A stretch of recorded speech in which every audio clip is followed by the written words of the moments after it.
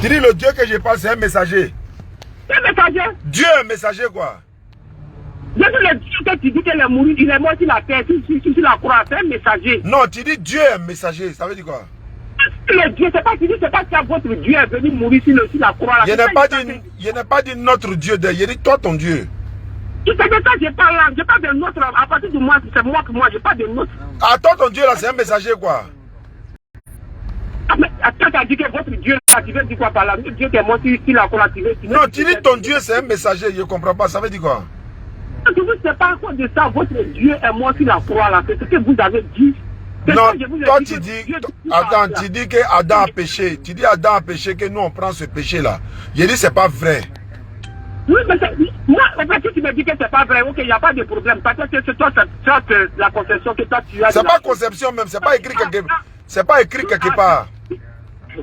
Si Adam et Ève étaient restés au paradis là-bas là, l'homme allait être à l'aise. S'ils étaient restés au paradis quoi? Ils étaient restés dans le jardin d'Éden là-bas, l'être humain allait être à l'aise. Mais attends, et Satan, lui, il allait faire quoi? C'est ça. Satan allait faire quoi? Si Adam est resté au paradis, Satan allait venir toujours derrière toi? Non, mais Satan, c'est une créature de Dieu. Dieu sait ce qu'il a réservé au départ, là, tout ça, ça allait se passer. Maintenant, qu'est-ce que toi tu veux d'abord aujourd'hui? Je ne comprends pas. Ouais, je ne comprends pas quoi, faut parler. C'est quoi? C'est-à-dire que tout le programme que tu as en train d'expliquer là, ça c'est dans le plan de Dieu. Tu vois un peu, non? Donc, l'être humain là, la production de l'être humain là, c'est venu par qui? C'est venu par Adam et Ève. Adam et Ève étant au paradis là-bas là, étant dans le jardin d'Éden là, ils avaient la condition de vie, ils avaient une manière de vivre. Dieu les a donné le bien et le mal. Ils connaissaient la différence entre le bien et le mal. Il les a donné les deux choix. Les deux choix. Satan, c'est Satan qui est venu le tromper. Satan, c'est pas Dieu qui a envoyé Satan. Satan ne savait pas que comment il pouvait les tromper. Oui, mais Satan l'a trompé et c'est la faute de Dieu. Non, tu vois, c'est comme si tu disais que Dieu n'est rien dans cette histoire-là. Il a quoi avoir dedans? Faut me dire, Dieu a quoi avoir dedans? Faut me dire. Mais c'est Dieu, c'est lui, il connaît ce qu'il y a dans la tête, c'est pas lui qui les a créés. Donc attends, la scène de Satan et Ève et Adam, là, c'est Dieu qui est à la base, quoi. C'est son plan, c'est dans son plan. Tu n'es pas informé, là, je t'informe, c'est dans son plan, c'est un plan. C'est un plan de Dieu, quoi. Donc Dieu, c'est un Dieu qui fait plan, quoi. C'est un plan de Dieu, est-ce que lui ne connaît pas? Il est Dieu pourquoi? Mais il est Dieu, là. Attends. Il est Dieu, là. Est-ce que c'est lui, là? Attends, attends, donc Satan va au paradis, alors? Satan quoi? Oui. Mais c'est pas le plan de Dieu. Oui, mais c'est pas le plan. Donc Satan n'est pas coupable. Donc il va au paradis. Si je comprends bien, ça veut dire que Dieu n'est pas au courant de certaines choses, quoi. Non, c'est pas ce qu'il t'a dit. Comme tu dis, c'est le plan de Dieu. Comme tu dis, c'est le plan de Dieu, là. C'est que Satan n'est pas coupable de rien. Il va au paradis. Comme je dis que c'est le plan de Dieu, c'est que Satan n'est pas coupable de rien. Oui, mais puisque c'est le plan de Dieu, Satan n'a rien à voir dedans. Il ne fait que jouer le rôle que Dieu lui a donné. C'est pas selon ce que tu as dit. Mais toi, tu vois pas ça. Non, je te demande, donc Satan va au paradis alors? Donc toi, tu vois pas ça. Il faut voir ça aussi. Non, faut me répondre. Est-ce que Satan va aller au paradis ou bien il va aller en enfer? C'est qu'il a fait, si Satan c'est qu'il a parti au paradis. Non, il va pas aller au paradis. Il va aller en enfer ou bien il va au paradis? Il veut savoir. J'ai vu. Oui. C'est qu'il te dit là, non? C'est que le Satan te dit là, non? On comprend certaines choses. Je veux savoir, Satan là, comme c'est le plan de Dieu, et que c'est Dieu qui est à la base de ce que Satan a fait à Adam et Ève, nos papas là. Donc Satan va aller au paradis alors, parce que c'est pas de sa faute. C'est Dieu qui l'a envoyé selon toi. Ok, il n'y a pas de problème. Non, il y a problème. Je veux savoir son sort. Il va où? Non, c'est pas la question que tu me poses là, il n'y a pas de problème. Donc, tu n'as pas la réponse quoi? Il s'en rappelle, non? Je te demande où il va. Il s'en rappelle. Pourquoi? C'est ce qui a été dit, mais c'est pas plan de Dieu, c'est la faute de Satan maintenant, ce n'est plus plan de Dieu. Tu as compris maintenant? Tu as compris maintenant que quand tu dis c'est plan de Dieu, que Satan est parti tromper Adam, que c'est plan de Dieu là. Mais Dieu n'a plus besoin de l'accuser encore. Dieu n'a plus besoin de le mettre en enfer, puisque c'est plan de Dieu. Donc il va au paradis. C'est comme Judas. C'est que Judas va au paradis aussi. Ok, donc si je comprends bien, Dieu est au courant de toutes les choses. Il nous a fait. C'est-à-dire que quand nous créons toutes les décisions, nous a donné le libre choix. Non, le Dieu de la Bible, lui, n'est pas au courant de tout. Hein. Non, je demande. Moi, je vous demande quelque chose. Tu parles de quel Dieu? Tu parles de quel Dieu? Dieu de la Bible ou celle du Coran? Il n'y a pas de Dieu, de l'univers, il n'y a pas de lui. Non, lui, celui de la Bible, là, lui, regrette. Donc lui, c'est pas toute chose. Il faut parler du vrai Dieu. Je te sais du vrai Dieu, je te parle. Voilà, donc pas le Dieu de la Genèse, là. Le vrai Dieu dont tu parles, là. Oui. Quand je voulais poser quelque chose. Quand il a commencé les choses, là, lui, il savait pas que tout à la lettre est passé. C'est-à-dire qu'il a donné le choix de choisir. Voilà, il nous a donné le libre arbitre. Il sait, mais il n'intervient pas. Il nous a donné le libre choix. Voilà, il n'intervient pas. Parce qu'on est responsable du bien et du mal, le vrai du faux, on connaît la différence. Quand tu vois ça là, c'est-à-dire, il veut mettre quoi en évidence? J'ai pas compris. Il veut mettre quoi en évidence? C'est quoi il veut mettre en évidence? Il veut nous montrer qu'on est responsable de nos péchés. Chacun meurt pour son péché. C'est ce que la Bible dit. Attends, il a dit qu'il nous aime là. Comment il nous aime, pourquoi?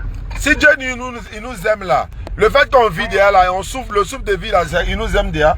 Mais tu vas aller commettre péché que lui t'a dit de ne pas faire là. Il n'y a pas à faire d'amour dedans, il va te chicoter. Tu aimes tes enfants, pourquoi tu les frappes? Ok.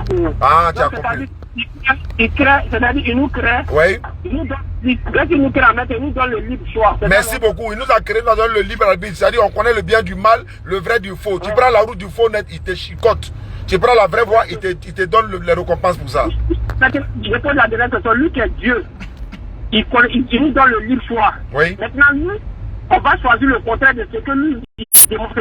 Oui, la preuve en est qu'aujourd'hui, là, est-ce que tu l'adores? Tu allais adorer sa créature, non? Donc il va te chicoter au jour du jugement. C'est ça qui est la vérité. Ah, voilà. Alors que tu sais très bien que c'est pas lui, hein, mais tu adores sa créature quand même. Ah, donc c'est nous-mêmes qui choisissons. C'est ce qu'il te dit depuis là. Yeshua te dit ça depuis là. Attends, quand le professeur te donne cours en classe là-haut, et puis il dit 5 plus 5 égale combien? Si toi t'as mis 15 là, c'est la faute de qui? Non, mais tu sais que c'est Dieu. Tu sais quelque part là, il y a une contradiction dans tout ce qui a été fait là. Il y a une contradiction dedans. Non, il y a contradiction dans la Bible même, c'est ça. Lui qui est Dieu, ouais, qui est censé d'établir l'ordre des choses. Il établit, c'est-à-dire il nous crée l'être humain, oui, et il donne le choix à l'être humain de choisir. Effectivement.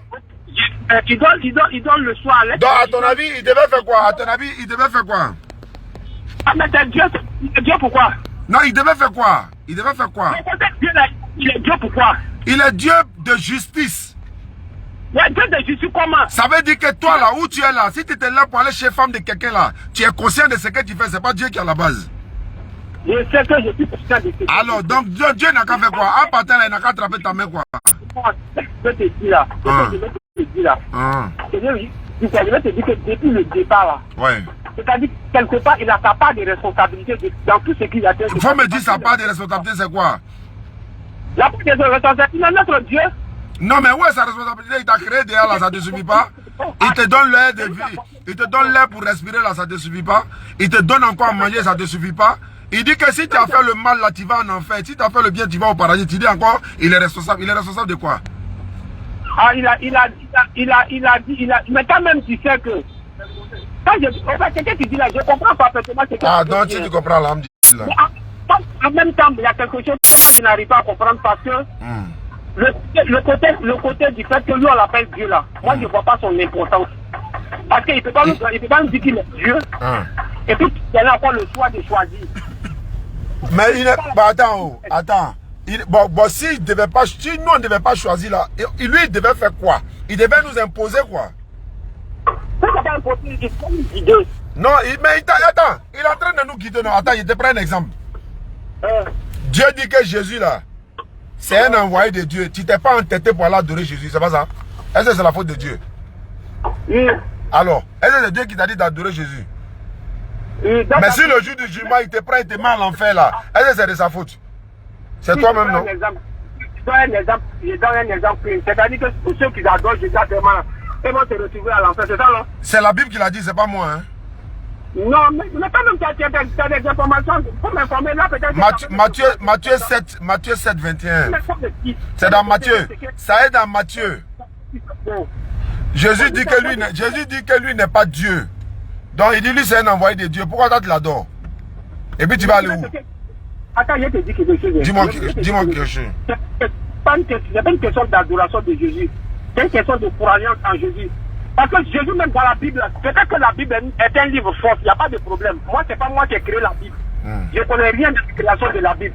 Mais compte tenu de ce qui est écrit dans la Bible, là, qui dit que celui qui vient au Père, là, celui qui veut venir d'abord au Père, là, doit passer par le Fils, là. C'est que le Fils est là. C'est pas quelqu'un, c'est pas un instrument qu'ils ont mis devant nous. Ce qui est sûr, c'est l'enfant de Marie. Ouais, c'est l'enfant de Marie, auquel que ça soit, c'est un enfant. Tout le monde est enfant de quelque chose quelque part. Oui, mais c'est Marie qui a accouché Jésus. Pourquoi tu as adoré Jésus? Ne dis pas d'abord, ne dis pas que non, ça tu adores un faux Dieu. Non, il a dit pourquoi est-ce que Marie adorait son propre enfant? De toi à moi. Marie adorait son propre enfant. À partir du moment où les gens se reconnaissent en Jésus là, il faut leur dire que non, que si vous pensez que Jésus peut vous sauver là, tant mieux. C'est pas sauver, il n'y a pas d'adoration, tu dis sauver. Non, est-ce que... Attends ça, mon frère. Tu penses bien que si on avait laissé seulement la religion musulmane pour sauver l'humanité là, tout le monde pouvait comprendre l'arabe pour s'adonner à la religion. Est-ce que Jésus parlait français? Ah bon, ok, il n'y a pas de problème. Si c'était question de parler l'arabe, je te demande, Jésus parlait français. Est-ce que Jésus parlait français? L'arabe était conseillé. Écoutez-moi, si l'arabe était conseillé là, oui. est-ce que c'est l'arabe que tout le monde allait parler? En islam là, allô, je suis musulman. Est-ce que je suis en train de te parler arabe actuellement? Je suis musulman, non? Est-ce que c'est arabe que je te parle actuellement? Tu as appris ça à l'école, c'est une question d'enseignement. Non, je vais dire quoi? On est en train de communiquer, toi et moi actuellement. Est-ce que c'est en arabe? C'est en français, non? C'est la prière qui est obligatoire en arabe, la prière. Est-ce que quand Jésus voulait prier là, il priait en gourou ou bien en français? Il priait dans sa langue, non? Pourquoi tu dis pas que Jésus n'a qu'à prier en français? Ça veut dire quoi ça? Faut dire Jésus n'a qu'à prier en français? Pourquoi tu acceptes que Jésus prie dans sa langue? Donc c'est là, toi tu voulais que ça passe comment? Je te demande, Jésus là, il était français? Non, il était quoi? Il était arabe. Il était juif. Il était juif, non? Voilà, donc s'il voulait prier là, il va prier dans quelle langue? Dis-moi. Mais s'il était juif, il priait en quoi? Je te demande. Tu me demandes quoi, il n'a pas bien dit. J'ai dit, Jésus était juif, non? Voilà, maintenant comme il est juif là-haut, il devait prier dans quelle langue? Le Coran là, c'est pas expliqué en français aussi. Eh Allah, je te parle de Jésus, tu dis Coran. Non, tu ne m'as pas dit d'une langue, mais quand moi je pose une question avant que tu te répondes là. D'accord. Le Coran, c'est pas en français aussi. Le Coran, c'est en arabe à la base, l'origine. Oui, très bien. Maintenant, la Bible là, à la base là, c'est en hébreu. La Bible, c'est quelle partie de la Bible qui est en hébreu? Le début de la Bible là, c'est quoi? C'est en hébreu. C'est quoi? Quel début? Début là, c'est quoi?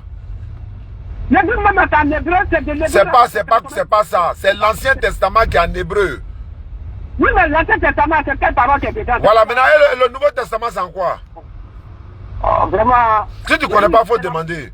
Demandez, l'homme vous donnera. Le Nouveau Testament, c'est en grec. Jésus ne parlait pas grec. Comment il ne parle pas une langue et puis on traduit son histoire dans cette langue-là? Il y a un problème, il faut te réveiller. Alors. Là, c'est quoi? Arabe, quoi. Qui ça? Dieu, l'arabe. Dieu, quoi? Ouais. Aïe, Dieu n'est pas arabe. Ah, mais Dieu n'est pas arabe. La religion musulmane s'explique en arabe. La base même de la religion. J'ai dit la prière musulmane. La prière est obligatoire en arabe. C'est de ça que je parle, tu vois, non? Ça fait une question d'obligation en arabe. J'ai dit la prière. Ce n'est pas en parlant. Mais toi, tu veux qu'on a qu'à prier, chacun a qu'à prier dans sa langue, quoi.